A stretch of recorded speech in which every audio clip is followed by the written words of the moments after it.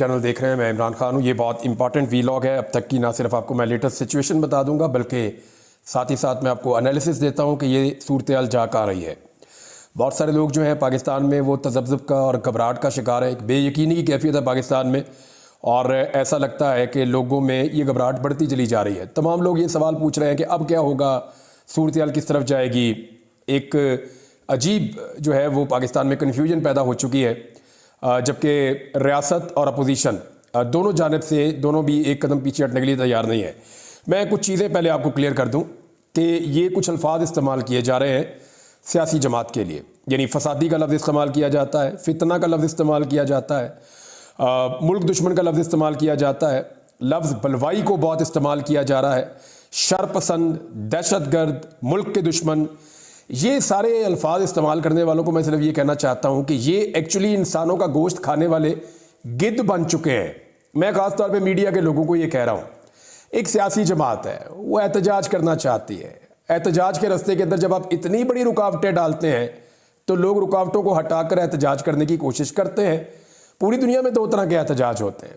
जो मुअज़्ज़म मुल्क है उन्होंने सीख लिया कि जब पब्लिक एहतजाज करना चाहे तो उनको उनका कॉन्स्टिट्यूशनल राइट दे देना है। वहाँ पे अदलिया आज़ाद है, मीडिया आज़ाद है, तो मौका मिल जाता है लोगों को, लोग बड़ी तादाद में निकलकर अपना एहतजाज रजिस्टर्ड करवा लेते हैं। दूसरा एक तरीका ये होता है कि एहतजाज को रोका जाता है, वाटर कैनन्स का इस्तेमाल किया जाता है, आंसू गैस की शेलिंग की जाती है। हमारे यहाँ तो कंटेनर्स खड़े कर दिए जाते हैं, दीवारें बनाई जाती हैं, खंदकें खोदी जाती हैं।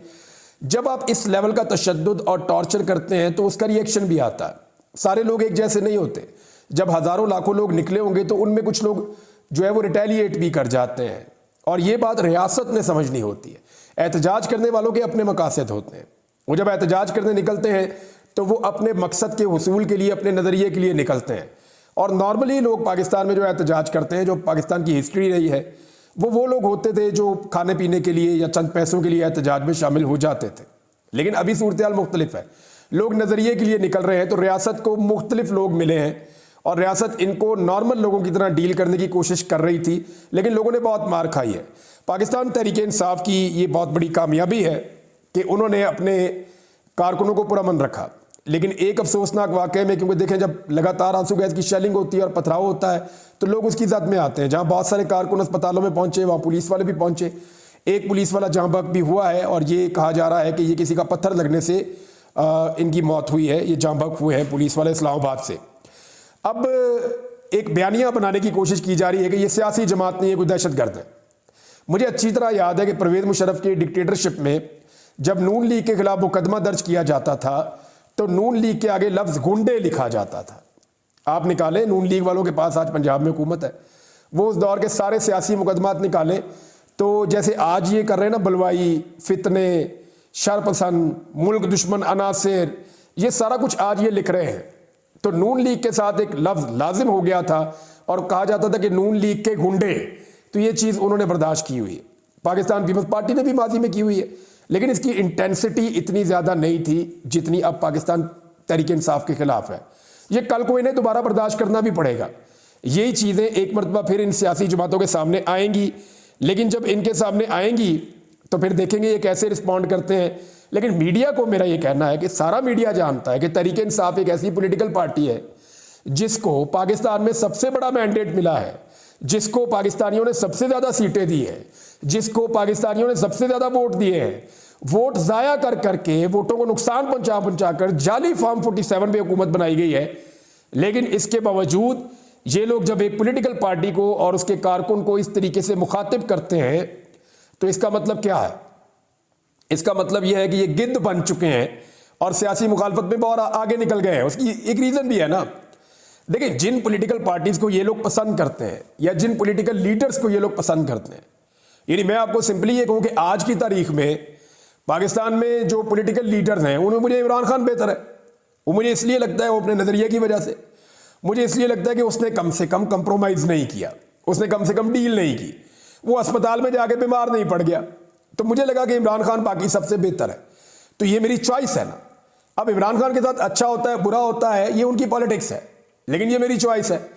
अब दूसरी जानिब मैं ये देख रहा हूं कि कुछ लोग जिनको नवाज शरीफ पसंद है या आसिफ अली जरदारी पसंद है या कोई और लीडर पसंद है, वो लोग लगातार इमरान खान साहब को और उनकी पार्टी को इस तरह के अल्फाज बोल के टारगेट कर रहे हैं, जो अल्फाज मैंने आपको पहले बताए। उसका रीजन ये नहीं है कि अभी कोई प्रॉब्लम है, उसका रीजन ये है कि उनके अंदर एक एहसास कमतरी पैदा हो चुकी है कि मेरा लीडर तो बहुत अच्छा है या मेरी चॉइस तो बहुत अच्छी है, तो पब्लिक उसके साथ खड़ी क्यों नहीं होती। अब वो पब्लिक का कुछ और तो कर नहीं सकते, तो पब्लिक को वो बलवाई कहते हैं, पब्लिक को वो शरपसंद कहते हैं, पब्लिक को वो मुल्क दुश्मन कहते हैं, पब्लिक को वो दहशतगर्द कहते हैं। हालांकि जितनी मार पाकिस्तान तहरीक इंसाफ ने खाई, मैं चैलेंज करता हूं इसका 10% भी नून लीग नहीं खा सकती। वो भाग जाएंगे, मैदान छोड़ के चले जाएंगे। मैंने इनके लोगों को, इनके लीडर्स को मैंने भागते हुए देखा है, एक दफा नहीं 10 दफा भागते हुए देखा है। ये ख्वाजा आसिफ जो अब डींगे मारते हैं, ये पूरे मुशर्रफ दौर में दिखाई नहीं देते थे, ये नजर ही नहीं आते होते थे किसी जगह पे, किसी एहतजाज में ये गायब थे सारे, मुल्क छोड़ छोड़ के भागे हुए थे एहसन इकबाल और ये सारे लोग। इन्होंने तो गुडी गुडी खेला है। यानी जनरल बाजवा के दौर में इनको हल्का फुल्का गिरफ्तार करके फुल प्रोटोकॉल दिए गए थे, उन प्रोटोकॉल्स के अंदर ये आते और जाते थे और इंजॉय करते थे। उस जेल में और इस जेल में फर्क है। इनके मुंह पे कभी काले कपड़े नहीं डाले गए, इनको कभी उल्टा लटका के नंगा नहीं किया गया, ना इनके ऊपर कभी करंट लगाया गया, ना इनको 3rd डिग्री का इनके ऊपर इस्तेमाल हुआ। वो पाकिस्तान तहरीक इंसाफ ने वो सारा कुछ बर्दाश्त किया है। इसके बावजूद देखें, किसी भी पॉलिटिकल पार्टी के वर्कर्स के साथ ये होगा तो वो रिटेलिएट करेंगे, लेकिन एक हद तक वो बर्दाश्त कर सकते हैं। मेरे ख्याल में तहरीक इंसाफ के कारकुनों ने बर्दाश्त की इंतहा की है। बदतरीन फस्तायत के बावजूद उन्होंने अपना टारगेट अचीव किया और वो डी चौक तक पहुंच गए। ये बहुत इंपॉर्टेंट है, डी चौक तक पहुंच जाना। वो पहुंच गए डी चौक तक, वहां पे आ गए, आके उन्होंने अपना एहतजाज रजिस्टर्ड भी कर दिया। अब इमरान खान साहब का फैसला है कि लोगों ने एहतजाज को आगे बढ़ाना है या इसको किस सिमत में जाना है, वो पार्टी लीड कर रहे हैं तो वो बता देंगे, उसके मुताबिक पार्टी मामलात को आगे ले जाएगी। तो ये चीज को तो आप यहां रोकें। अब अगर नवाज शरीफ के पीछे लोग नहीं निकलते, जरदारी के पीछे लोग इस तरह नहीं निकलते, बाकी लोगों के लिए नहीं निकलते, तो फिर आप गुस्सा पाकिस्तान तहरीक इंसाफ के कारकुनों पे तो ना निकाले ना, वो भी पाकिस्तानी है। अब आप उठा के कभी उन्हें कहते हैं पश्तून दहशतगर्द, कभी आप उन्हें कहते हैं कि ये फितने हैं, कभी आप उन्हें किसी नस्ल की वजह से, कभी किसी नस्ल की वजह से, कभी उनके ऊपर तासुब, कभी लिसानी तासुब, तो हर हथकंडा आप उनके खिलाफ इस्तेमाल करते हैं, कभी मजहब का हथकंडा आप उनके खिलाफ इस्तेमाल करते हैं। तो ये ना सिर्फ बदकिस्मती है बल्कि ये बुरी बात है, ऐसा नहीं होना चाहिए। कम से कम मीडिया को ये चाहिए कि एक पॉलिटिकल पार्टी को पॉलिटिकल पार्टी की तरह ही डील करे। जब मुशर्रफ दौर में नून लीगी गुंडे कहा जाता था तो मीडिया उनको नून लीगी गुंडे नहीं कहता था। मुशर्रफ के दौर में भी हमारी जो मीडिया थी पाकिस्तान की, उसका ये पहलू तो ठीक था, यानी मीडिया उस वक्त इस लेवल तक गिरा हुआ नहीं था जितना अब गिर गया है। यानी मुझे बहुत शिकवा हो सकता है किसी पॉलिटिकल पार्टी के कारकुनों से, मुझे बेशुमार गालियां देते हैं, बदतमीजी करते हैं, अजीब अजीब झूठ बोलते हैं, लेकिन इसके बावजूद कभी आपने मेरे मुंह से उनके लिए गंदी बातें नहीं सुनी होंगी, कभी मैंने उनको कोई इस तरह के खिताब देकर नहीं बुलाया होगा, फैक्ट्स के ऊपर बात की होगी, 10 दफा की होगी, लेकिन मैंने किसी को उल्टे नाम से नहीं बुलाया होगा। तो ये बाकी मीडिया को भी इस बात का एहसास करना चाहिए कि वो ऐसा ना करें।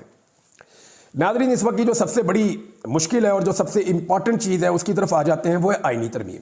अली अमीन गंडापुर की बाजियाबी कोई बड़ा मसला नहीं है, 1 2 3 4 5 6 7 8 10 दिन मैक्सिमम इतना टाइम ही रखा जा सकता है। तो अल्टीमेटली अगर गवर्नर राज लगा भी दिया तो थोड़े अरसे में अली अमीन गंडापुर सब बाहर आ ही जाएंगे, वो कोई इतना बड़ा मसला नहीं है।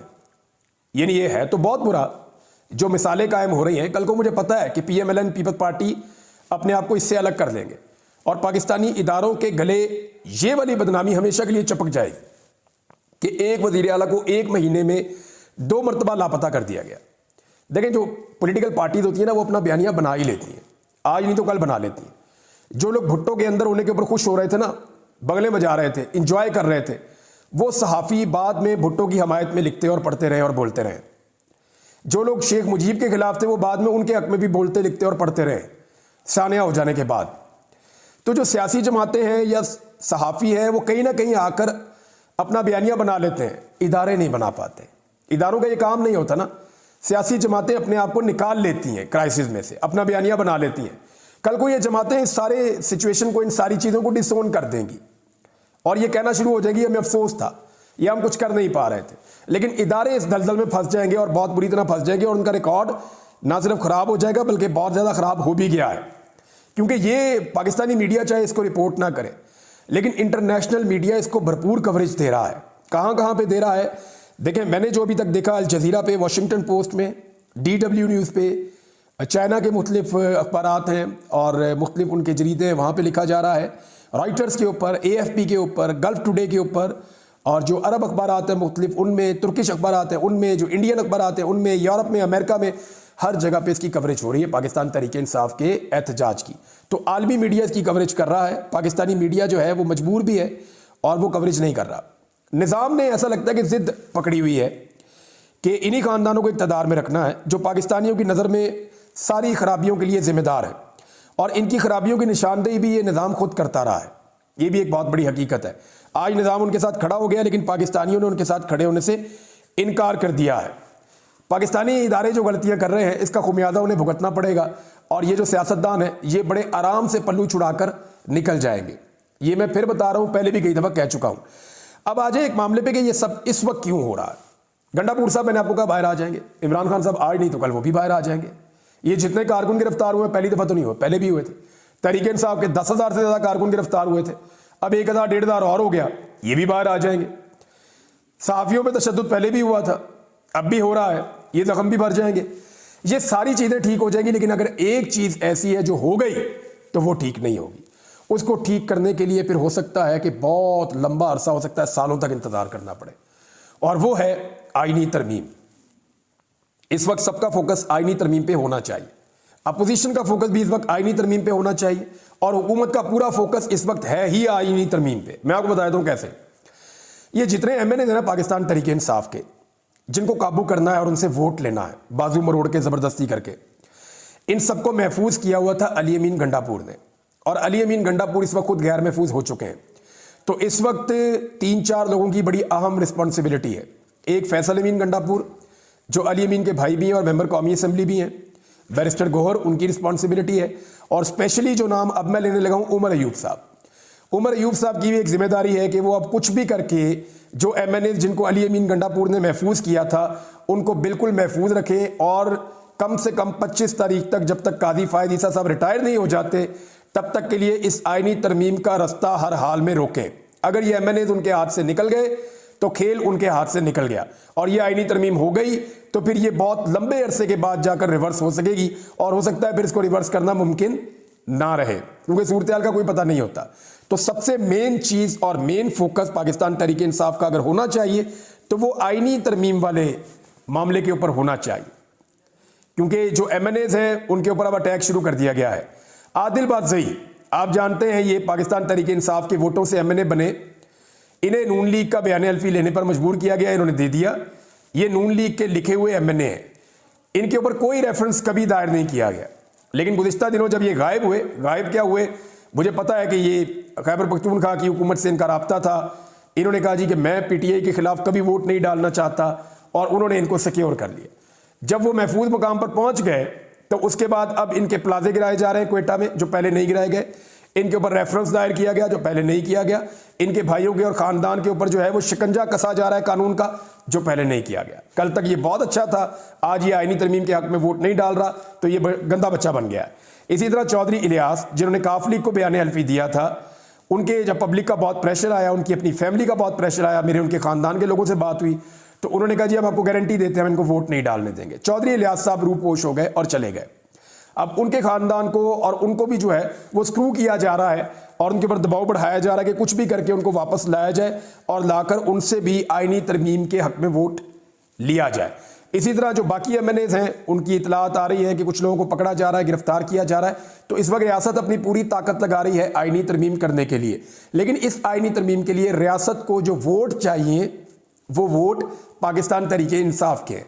तो तहरीक इंसाफ को अपने वोट हर हाल में महफूज बनाने हैं। फजल रहमान साहब ने कहा जी कि मेरे बंदे नहीं वोट डालेंगे, लेकिन 2 बंदे उनके डालेंगे। 2 बंदे हुकूमत के निकल गए। अगर हुकूमत के पास अब भी वोट है तो 214 215 वोट हैं, तो क्या तहरीक इंसाफ के 9 से 10 बंदे हुकूमत तोड़ सकती है? ये बहुत बड़ा सवाल है। और अगर तहरीक इंसाफ के 9 से 10 बंदे इन हालात में, जब अवाम तहरीक इंसाफ के साथ खड़ी हुई है और कोई भी तहरीक इंसाफ को छोड़ना नहीं चाहता, अगले 15 दिन तहरीक इंसाफ की क़यादत अपने वोटर्स, अपने MNAs को महफूज नहीं रख सकती, तो मुझे नहीं लगता फिर इनको सियासत करने का कोई हक है इस मुल्क के अंदर। सारी चीज़ें पुरानी हो जाएंगी, सारी चीज़ें रिवर्स की जा सकती हैं, सारी चीज़ें बदली जा सकती हैं, लेकिन अगर ये आईनी तरमीम हो गई तो अमली तौर पे पाकिस्तान में इंसानी हुकूक मुअत्तल हो जाएंगे, अदलिया की आज़ादी ख़त्म हो जाएगी। अदलिया जो है वो एक रबर स्टैम्प तरह की चीज़ बनकर रह जाएगी और अदलिया को कंट्रोल करने के बाद पाकिस्तान में हर चीज़ को मुक़तदरा जो है वो कंट्रोल कर सकेगी। इस वक्त एहतजाज की एक हिकमत अमली है पाकिस्तान तहरीक इंसाफ की कि अगर वो एहतजाज करना चाहते हैं तो करें, लेकिन इससे ज़्यादा ज़रूरी ये है कि वो अपने MNAs को हर हाल में अपने काबू में रखें। नाज़रीन, पाकिस्तान में कुछ चीज़ें पहली दफ़ा हो रही हैं, यानी एक वज़ीर आला को 1 महीने में 2 मरतबा लापता किया गया, पहली दफ़ा हो रहा है। एक साबिक वज़ीर आज़म को एक अदालत के अहाते से गिरफ्तार कर लिया गया, पहली दफ़ा हुआ। 9 मई के वाक़यात हमने देखे, ये चीज़ें पहली दफ़ा हुई। फिर हमने देखा कि ज़रताज गुल वज़ीर साहबा को जो MNA है, नंगे पाँव नंगे सर उनको घसीट के ले जाया गया, ये हमने पहली दफ़ा देखा। बहुत सारी ख़वातीन की चादर और चारदीवारी का तकद्दुस पामाल हुआ, ये हमने पहली दफ़ा देखा।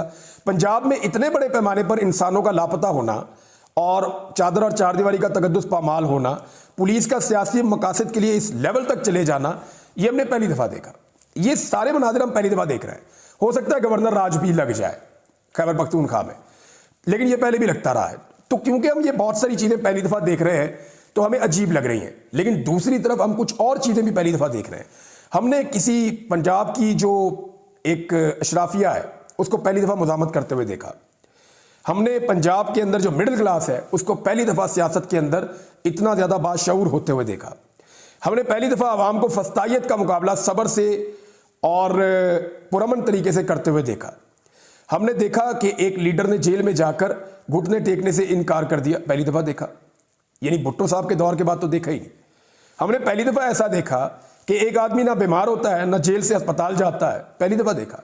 हमने पहली दफ़ा देखा कि इतने बड़े पैमाने पर कारकुनों की गिरफ्तारी के बावजूद पॉलिटिकल पार्टी नीचे जाने के बजाय ऊपर जा रही है। पहली दफ़ा देखा कि अदलिया ने सबने मिलकर एक इलेक्शन हराया एक पॉलिटिकल पार्टी को, लेकिन वो फिर भी जीत गई। हमने पहली दफ़ा देखा कि एक पॉलिटिकल पार्टी का इंतखाबी निशान ही छीन लिया। हमने पहली दफ़ा देखा कि एक पॉलिटिकल लीडर को गिरफ्तार किया गया और जब से वो गिरफ्तार हुआ तब से लेकर अब तक हमने उसको देखा ही नहीं, ना उसकी आवाज़ सुनी। तो ये बड़ी अजीब चीज़ है, ये सब कुछ पहली दफ़ा हो रहा है। तो ये एक नई तारीख बन रही है। जब बहुत सारी चीज़ें पहली दफ़ा हो रही होती हैं ना, तो फिर आप उम्मीद ना छोड़ें, क्योंकि हो सकता है कि पहली दफ़ा पाकिस्तान में अवाम का राज आ जाए। हो सकता है कि पहली दफ़ा पाकिस्तान में ये अंधेरा छट जाए। हो सकता है कि पहली दफ़ा पाकिस्तान में बंद कमरों के फैसले कलअदम हो जाए। हो सकता है कि पहली दफ़ा पाकिस्तान में मीडिया और अदलिया मुकम्मल तौर पे आज़ाद हो जाए। हो सकता है पाकिस्तान में पहली मरतबा हकीकी जमहूरियत और हकीकी आज़ादी आ जाए। तो ये चीज़ें पहली दफ़ा हो रही हैं, तो पहली दफ़ा हो सकता है ये भी हमें मिल जाए। लेट्स सी, देखते हैं कि इसमें आगे चलकर क्या होता है। कुछ और चीज़ें भी आपके साथ शेयर करनी थी, लेकिन यहाँ वक्त कम है और मुकाबला बहुत सख्त है, चीज़ें बहुत तेज़ी से गुजर रही हैं। धरने की अपडेट्स और बाकी चीज़ों की मैं आपको शाम में देता हूँ। अब तक के लिए इतने, अपना ख्याल रखिएगा, अपने चैनल का भी। अल्लाह हाफ़िज़।